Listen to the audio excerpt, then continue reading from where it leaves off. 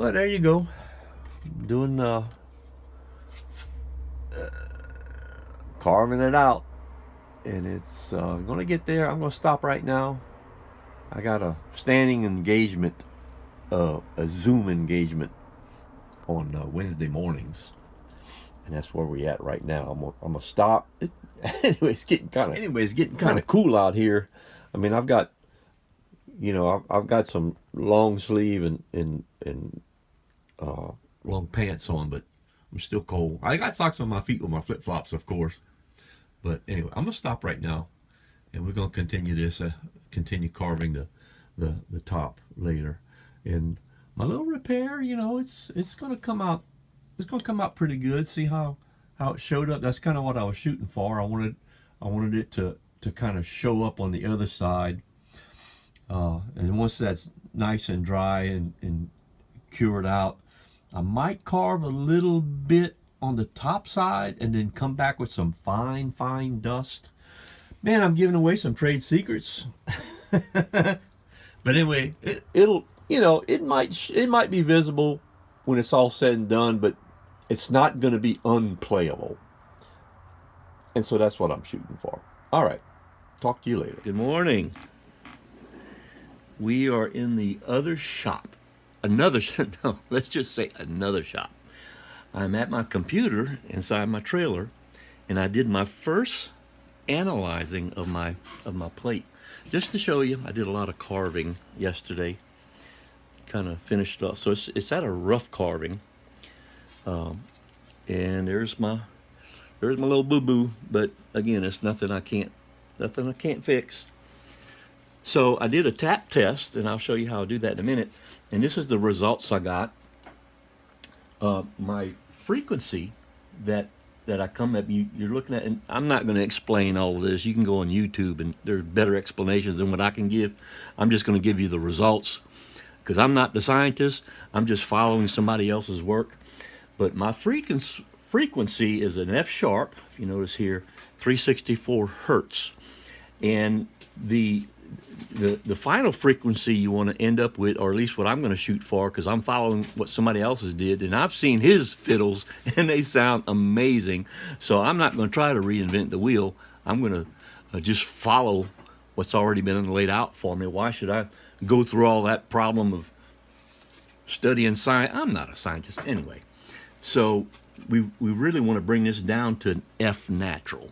So I got a little bit of scraping I got to do.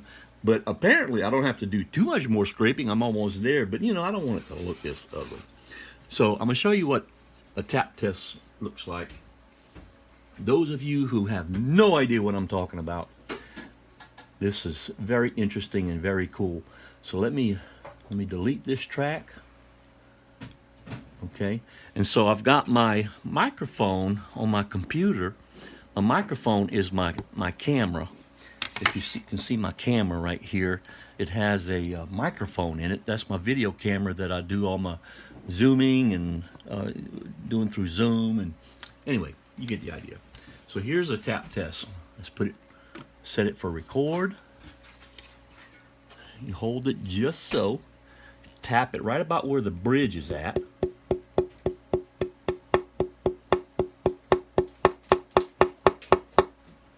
Okay, let's stop. Now I'm going to highlight just the portion that I want to get a reading on.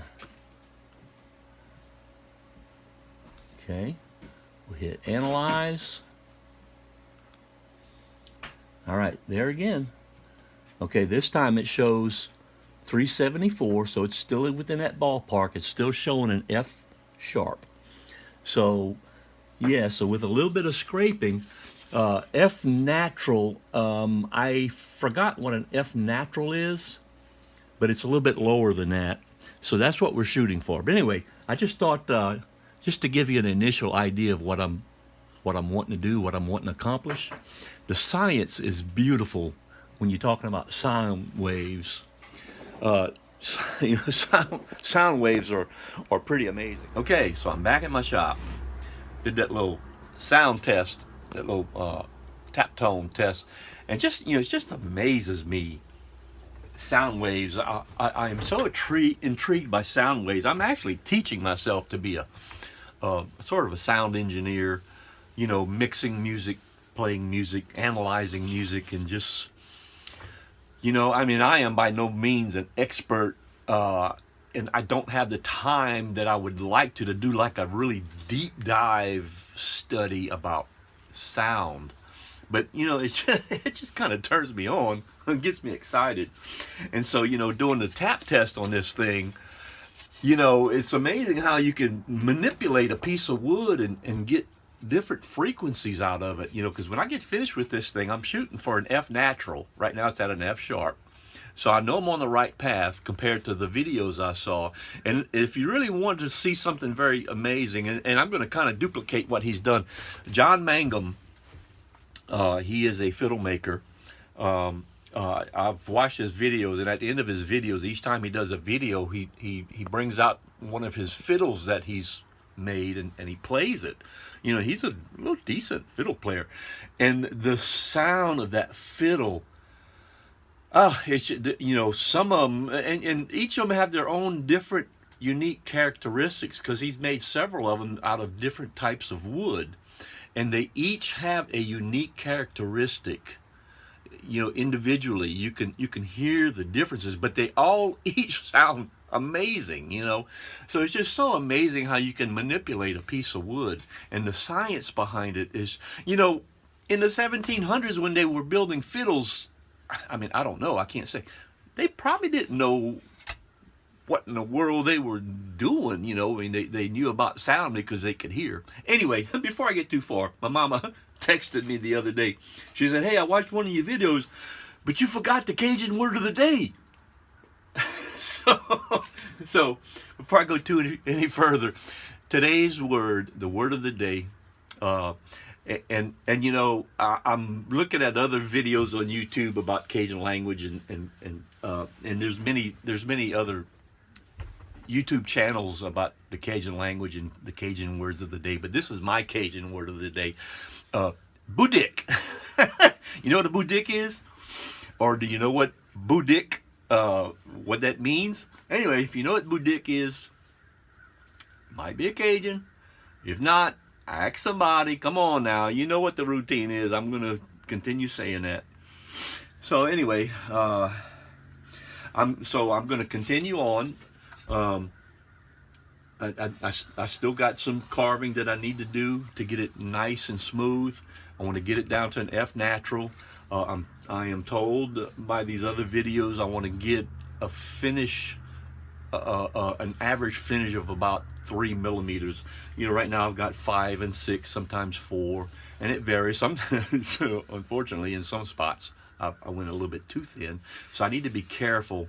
I'm constantly do my analysis to make sure I don't overshoot my it's actually right at 349 hertz is an F sharp.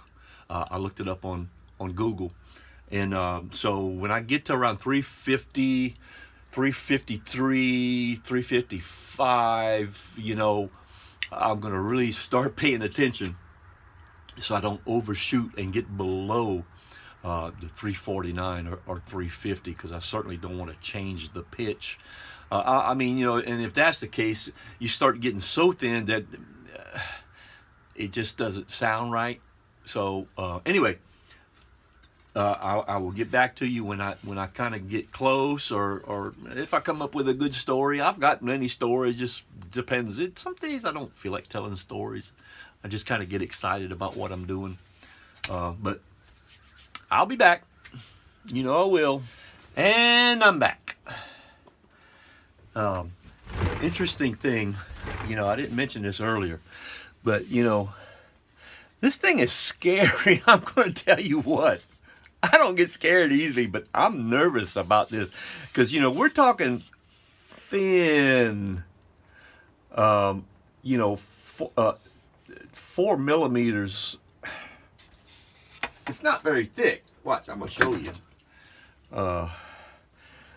Just so you can have an appreciation what 4 millimeters is. You know, 4 millimeters. So, you know, you put that in comparison. You know, I mean, that's pretty thin, and I want a target of 3 millimeters, you know, to work with before we even start the actual tuning process. And you see these little, where are they at? You see these little X's?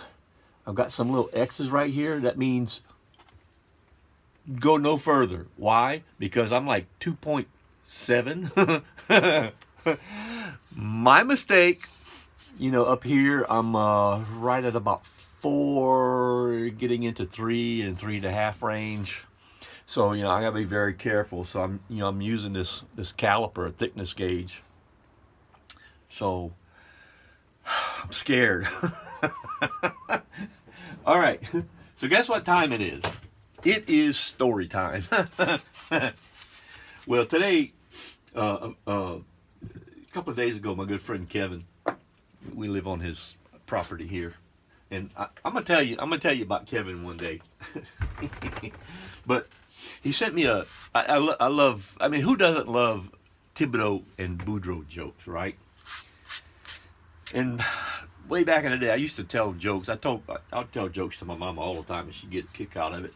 So we would laugh, and so I'm gonna point this down a little bit, show you what I'm doing. So Kevin sent me a Thibodaux Boudreaux joke the other day. I thought it was really funny, so I'm gonna pass it on to you in case you haven't heard this joke. So Boudreaux and Thibodaux, best friends, right? Best friends for life, childhood friends. So Boudreaux one day, he was looking at the Sears catalog, and he was telling Thibodaux, they got some women in this catalog for sale, and they're cheap. I think I'm gonna buy me one. Thibodaux says, well, Boudreaux, if you buy you a woman from that there Sears catalog, and if it works out, I think I'm gonna buy me one too. So Boudreaux says, okay, that's a deal. So Boudreaux, you know, he orders from the Sears catalog. And so it takes a few days. You know, nowadays the mail service is slow, right? UPS, FedEx. So he orders this woman, and he's waiting. So a couple of days go by. Thibodaux meets up with Boudreaux. Hey, Boudreaux, you got your woman in yet? Boudreaux says, man, yeah. You know, it probably won't be too long. She's probably on her way because I just got her clothes in yesterday. Anyway, that's my Thibodaux Boudreaux joke. There's probably a lot more to it than that, but I gave you the condensed version. But yeah, man, this thing is scary. Scary. Carving the inside. I thought the top was, you know, the top was actually fun because you had a lot of meat to work with. But man, now you get down to the nitty gritty. You got to really be careful. There's various methods for doing this. I've looked online, but I found other ways that I prefer, that works for me better, because I'm kind of an impatient person, and that is a personality flaw that I've got to work on. I want things done now, man, and I'm so tempted to go get my palm sander. You just don't know how tempted I am to go get my palm sander and just get this over with quickly. But nope, I promised myself this first one is going to be done by hand as much as possible. Now, I have used sanders on it in different ways, but not for the main part of carving. So I'm going to continue on with my hand carving, and we'll just see how it turns out. Here, I'm going to show you the process, just in case you're interested and curious. So we can turn it on, and you know, you take your caliper, and so what's good about this one is that it's digital. Here, let me try to manipulate this so you can see the digital readout. I don't know if you can see that. And so, you know, you just slide it along, and it digitally gives you the readout as you go. See right here where I got my little X's? Well, okay, see, it's like 2.8, so that's like way too much, and I got a couple of them that's 2.6 millimeters, you know, and that's super thin. Here, I'm gonna show you what 2 millimeters is. And I went past the point of no return. So, you know, there's my pinky, and there's 2 millimeters. You know, it's a little bit, well, you know, it's about 3 times the size of a fingernail. And, you know, you look at your fingernail and, you know, it's it's pretty paper thin. Scary stuff. But, you know, they say you can't put wood back on. I disagree with that. I thought of a way that you can. I'm not going to give away that trade secret. And I've got other trade secrets that I've been working on about how to make this thing sound magnifique. So when this thing starts ringing out, and I know it will, I feel it deep down in my bone that this thing is going to ring and sing. So I've challenged myself, and we'll see. All right, later.